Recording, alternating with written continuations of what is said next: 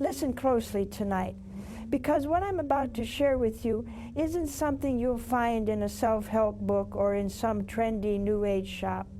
This is something I learned from my grandmother, sitting in her kitchen, her hands full of salt and her eyes full of a kind of wisdom you can't buy, only inherit.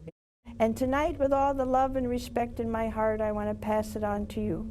Have you ever felt that no matter how hard you work, no matter how much you try, no matter how much you pray or hope or push, something keeps slipping through your fingers? That money comes in and rushes right back out like it's in a hurry to leave. That opportunities knock on your door and then without explanation disappear. That's not just bad luck, my friend. In the wisdom of our grandparents, that has a name. It's called a block. And tonight, together, we're going to start letting it go. I want you to get comfortable, take a deep breath, and stay with me with an open heart, because what I'm about to share isn't a magic trick, isn't a show, isn't an empty promise. It's a tradition of intention, of connecting with yourself, and of gratitude, one that for generations has given families something we've almost forgotten in this fast-moving world. The ability to pause, to look inward, and to ask with your whole soul for what you truly need. Let me tell you first where all of this comes from. My grandmother was born in a small village, the kind with no television and no rush, where the nights were filled with stories told by the fire. She had no formal education, no wealth, but she had something no university teaches: the wisdom of the hands, the wisdom of the earth, wisdom passed from woman to woman, generation to generation, in whispers, with respect, with faith.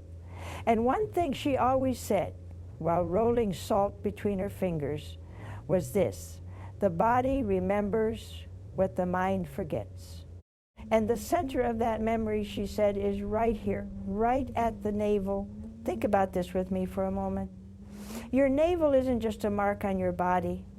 It's quite literally the place through which you, before you took your first breath, before you saw the first light of this world, received everything you needed to live. Right there at that exact point, your life was connected to your mother's life. Nourishment flowed there, strength flowed there, and if I can say it this way, the purest kind of love flowed there too, the love that held you up before you could hold yourself up. Ancient cultures, long before modern medicine as we know it, already understood this. In the Ayurvedic tradition of India, the navel is spoken of as an energy center, a place where what they call prana, the vital force, gathers. In many traditions across our own Americas, the healing women of the villages spoke of the navel as the place where the invisible thread is kept, the thread that connects us to our ancestors, to the earth, to everything that gave us our beginning. And in old European folk tradition, part of where this custom also comes from, it was said that the navel was the doorway to the house of the soul, and that tending that doorway was tending the luck of a whole life. I want to slow down here for a moment, because I think it matters that you understand this isn't some invention of mine dressed up to sound old. Across the world, in places that never spoke to each other, in centuries that never touched, people kept coming back to this same idea that the center of the body holds something important, something worth honoring. The Japanese tradition of Hara speaks of the belly as the seat of a person's true self, their center of gravity, both physical and spiritual. Traditional Chinese medicine speaks of an energy point just below the navel, a reservoir of vital force that practitioners have worked with for thousands of years through breathing, through touch, through quiet attention. None of these traditions agreed on everything, but they all agreed on this one thing, that if you want to find your strength, you don't look outward first. You look inward, right there, to your own center. Even in the villages of southern Europe, where much of this particular custom traveled from, mothers would tell their daughters that the navel was the first knot tied by life itself, and that whatever you tied into that knot with sincerity, whether it was a fear you wanted to release or a hope you wanted to hold on to, would stay close to you, guiding you quietly, even when you weren't thinking about it. It's a beautiful image, isn't it? The idea that somewhere in your body, without your even noticing, you are always carrying your own intentions, your own hopes, close enough to influence the way you carry yourself through the world. I'm not asking you to believe blindly in anything. I'm inviting you to something much simpler and much more powerful, to stop, to bring your attention to your body, your breath, your intention, and to use a simple ritual as a reason to reconnect with yourself. Because, and I want you to really hear this, true transformation doesn't come from salt or oil or any magic words. It comes from you. It comes from your decision to stop living in fear and scarcity with a closed heart. The elements we'll use tonight are just that, elements, symbols, tools to help you focus your mind and your heart on what really matters. Now let me tell you a story my grandmother told many times, because whenever hard times came to the family, she'd bring it up. She talked about a neighbor of hers, a woman named Encarnacion, who had been widowed young, left with 4 children and not a single coin to her name. Everyone in the village said that family was cursed, that nothing ever went right for them, that the harvest failed and the jobs slipped away. But Encarnacion, instead of giving up, began each night to sit quietly, place her hand on her belly, give thanks for the little she had, and ask with everything in her for the abundance her family needed. It wasn't magic that changed her life, my friend. It was consistency. It was faith. It was her decision to stop standing still, waiting for misfortune to continue, and instead to take a moment each night to remind herself she deserved better, and then to act day after day from that conviction. In time, her children grew, found work, and the family made it through. And she always said it all began the night she decided to stop feeling like a victim and started feeling, even with something as simple as the salt from her kitchen, like the owner of her own destiny. I think about Encarnacion often, and I think about how many of us today are exactly where she was, just without the wolf so obviously at the door. Maybe your version of that struggle isn't 4 hungry children and an empty pantry. Maybe it's a job that drains you and pays you too little. Maybe it's watching your savings shrink a little more every month. Maybe it's simply waking up tired day after day, wondering when things are going to feel lighter. Whatever your version is, I want you to know it counts. You don't need to be at the very bottom to deserve a moment of peace and intention. You just need to be honest about where you are. That's what I want for you tonight. I'm not going to promise you money will fall from the sky, because that would be a lie, and I didn't come here to lie to you. What I'm going to give you is a practice, a small and sincere ceremony that for generations has helped people reconnect with their purpose, release fear, and open their heart and mind to recognize and take hold of the opportunities life places in front of them. Because, and I say this with love too, abundance often doesn't come because we haven't truly asked for it, we haven't called it in from the inside, haven't made room for it in our lives. So let's prepare what you'll need tonight.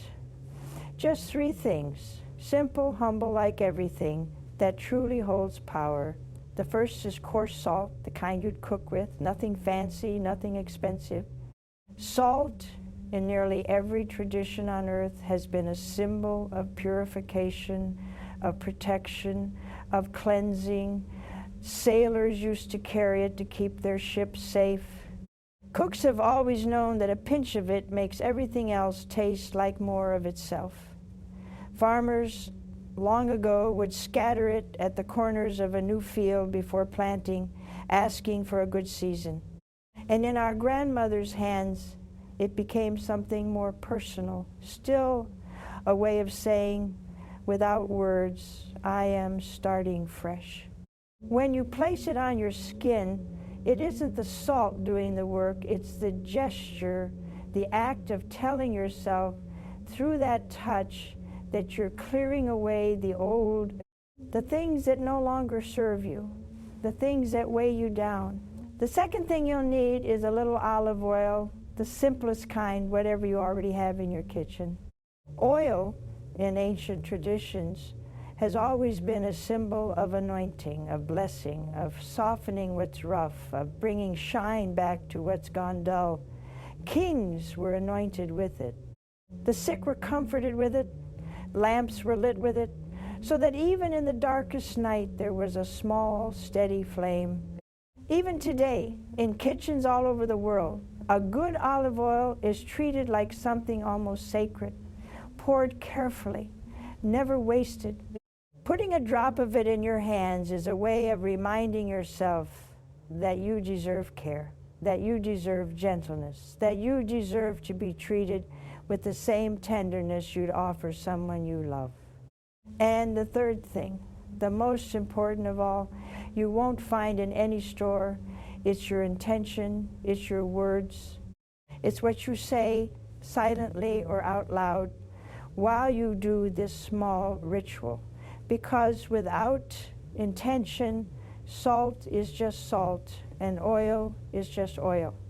But with intention, with your heart set on what you truly desire, these simple elements become a bridge between who you are today and who you want to become. Before we go through the steps, I want you to understand something deeply.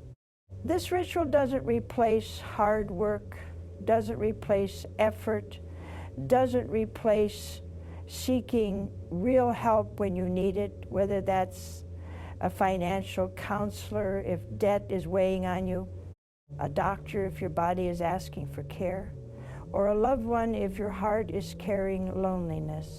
What this ritual can give you is a moment of stillness, a moment of connection with yourself, a moment to remind you that you have the power every single night to begin again. And trust me, that reminder, held on to night after night, can change the way you walk through the world, the way you show up for opportunities, the way you treat yourself. Now, let's go through the steps. Tonight, before you sleep, when the house is quiet and you finally have a moment just for yourself, sit somewhere comfortable or lie down if you prefer. Take 3 deep breaths.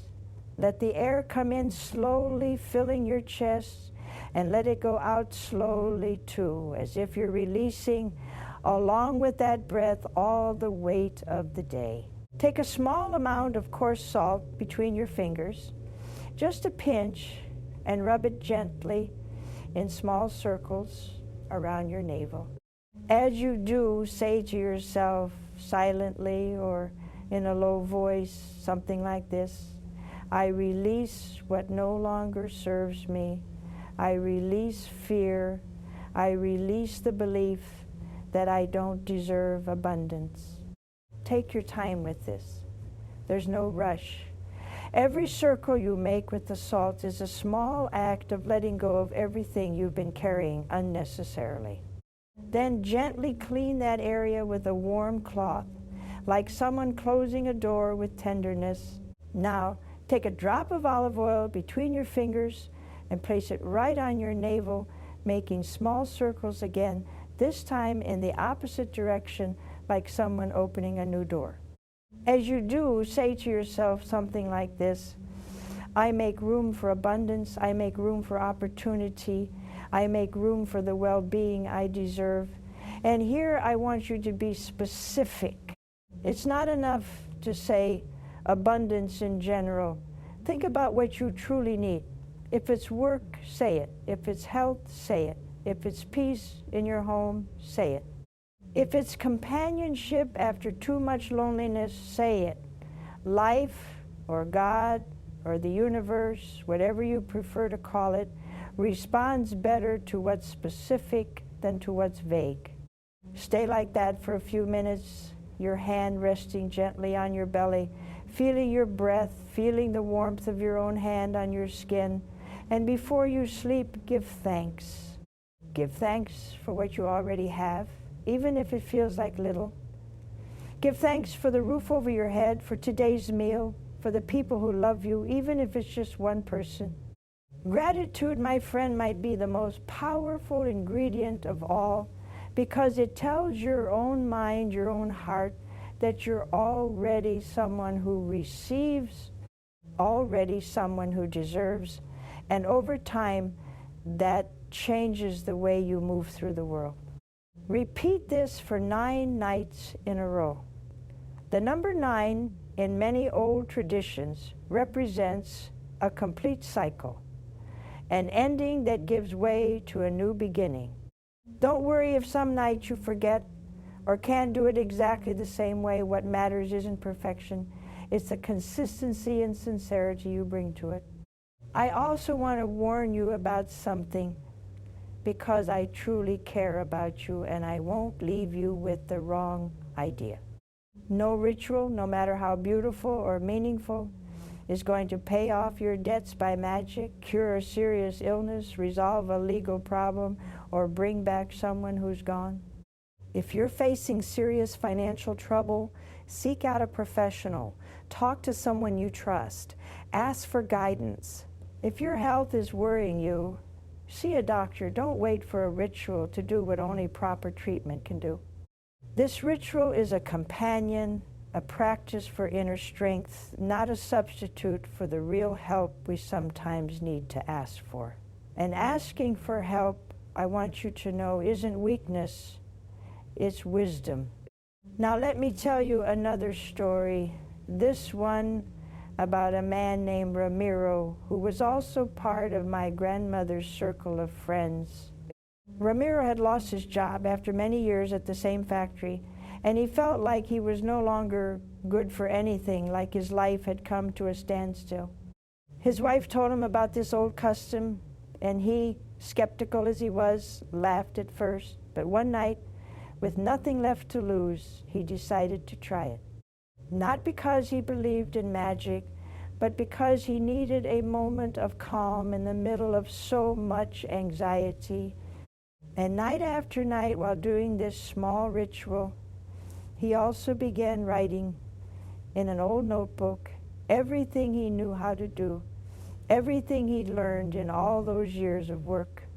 That notebook, over time, became the foundation of a small workshop he opened himself, fixing machinery for the neighbors in town.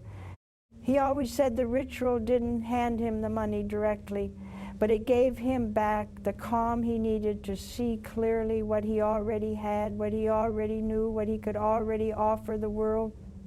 And that, my friend, might be the real secret behind all these old traditions. It's not that they pull luck out of thin air, it's that they bring us back to ourselves. And from that place of calm and clarity, we make better decisions. There's a third story I want to share, one that means a great deal to me personally, about a young woman named Delphina, the granddaughter of one of my grandmother's oldest friends. Delphina had moved to the city, chasing a dream of something better, and instead found herself in a small apartment, working 2 jobs, barely making rent, feeling farther from her dreams than she'd ever been back home. She called her grandmother crying one night, and her grandmother, in that same old wisdom, told her the very same thing I'm telling you now. Not as a magic fix, but as a place to start. Delphina began the ritual, and alongside it, she began something else. She began writing down every single morning one small thing she was proud of from the day before. Some days it was nothing more than getting out of bed on time. Other days it was a kind word she'd given a stranger. Over the weeks, that little list grew into something bigger. It became evidence, real evidence, that she was capable, that she was worth something, even on the days when the city made her feel invisible. Within a year, she had found a better job, one that actually used the skills she'd worked so hard to build. She always said the two practices, the nightly ritual and the morning list, worked together like two hands cupped around the same small flame, protecting it until it was strong enough to stand on its own. There is a fourth story, too, one that's a little different from the others, because it's not about money at all. It's about a couple, older, like many of you watching tonight, named Aurelio and Concepcion, who had been married for over 40 years. After Aurelio retired, something shifted between them. They found themselves sitting in the same room every evening, barely speaking, each lost in their own worries, their own aches, their own quiet disappointments about how life had turned out. Concepcion, feeling that same old block, that same closed door, decided to bring this ritual into their nights, not asking for money this time, but asking specifically for warmth to return to her marriage. She didn't tell Aurelio what she was doing at first. She simply began each night with her hand on her belly, giving thanks for the 40 years they'd shared and asking for one more season of tenderness between them. After a few weeks, she finally told him. And instead of laughing at her, as she feared he might, she sat with her the next night and did it with her. Not because either of them suddenly believed in magic, but because it gave them a reason after all those years to sit together in silence with intention instead of in silence out of habit. She always said that what changed wasn't fate. It was that they started once again choosing each other, one small gesture at a time. And isn't that, in the end, what all of us are really asking for? Whatever words we use, not a miracle, just a reason to begin again, together or alone, with a little more hope than we had the night before. I want to talk to you, too, about the importance of pairing this ritual with real concrete action in your daily life. Folk tradition has always understood this, even if we sometimes forget it. No wise grandmother would ever tell you to just lie in bed waiting for abundance to knock on your door without you lifting a finger. On the contrary, they understood that the ritual was the first step, the spark, the reminder, but that afterward came the work, the persistence, the courage to knock on doors, to ask for help, to learn new things, to tend carefully to the little you have so that it can grow. So, along with your nightly ritual, I invite you to do one more thing. Each morning when you wake up, before checking your phone, before the worries of the day start pressing in, take 1 minute to ask yourself, what can I do today with what I have to move a little closer to what I want? You don't need a big answer. Sometimes the answer is simply calling someone, sending a message, tidying up a little, writing down an idea you'd forgotten. Abundance, my dear friends, almost always arrives in small steps, not instant miracles. And whoever has the patience to walk step by step is the one who finally goes far.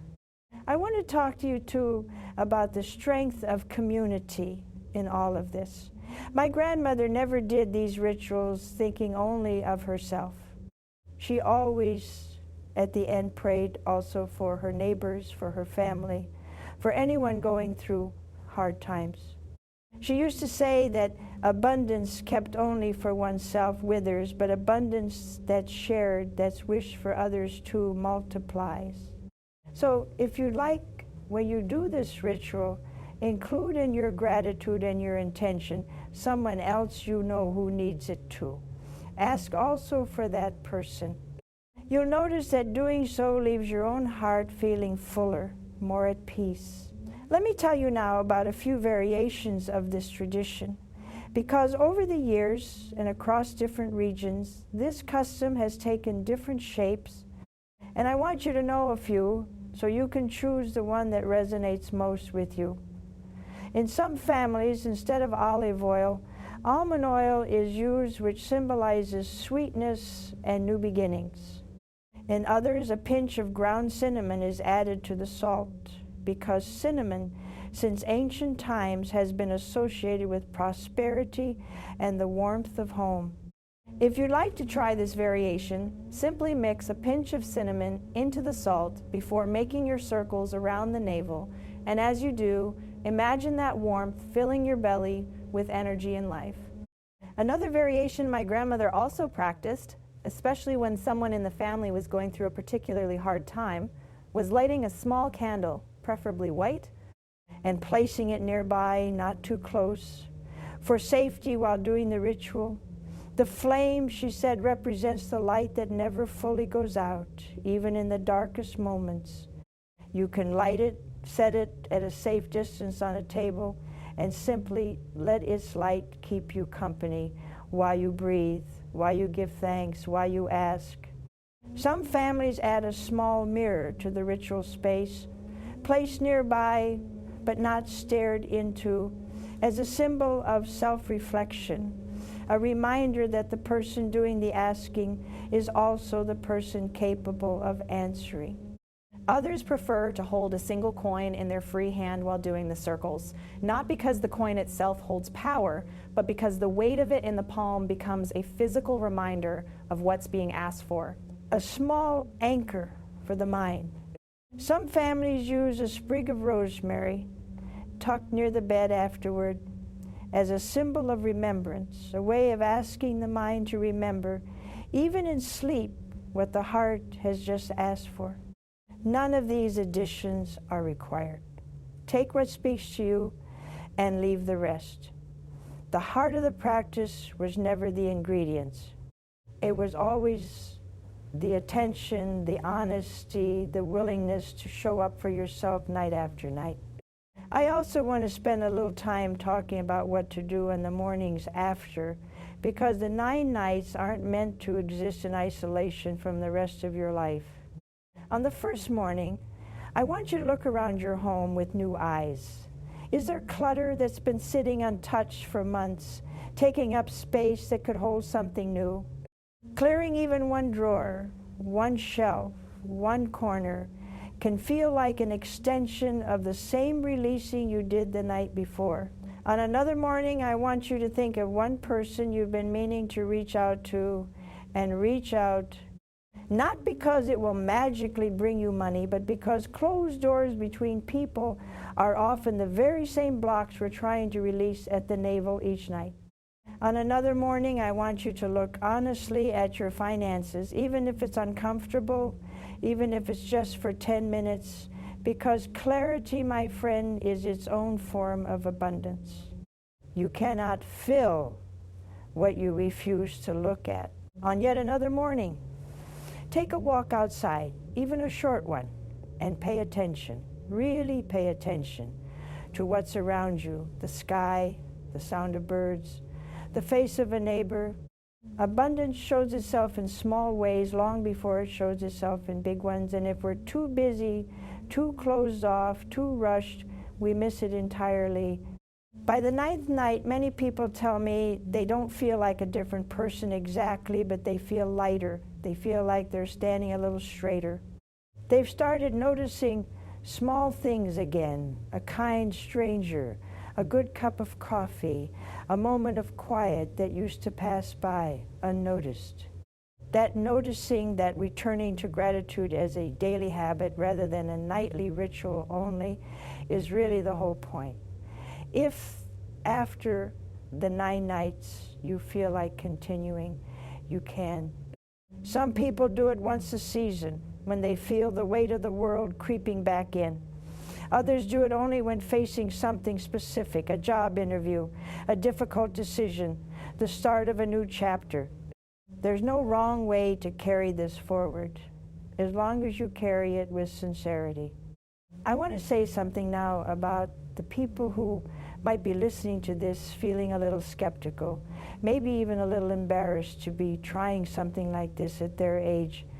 After a lifetime of being told to be practical, to be sensible, to leave old superstitions behind, I understand that feeling completely.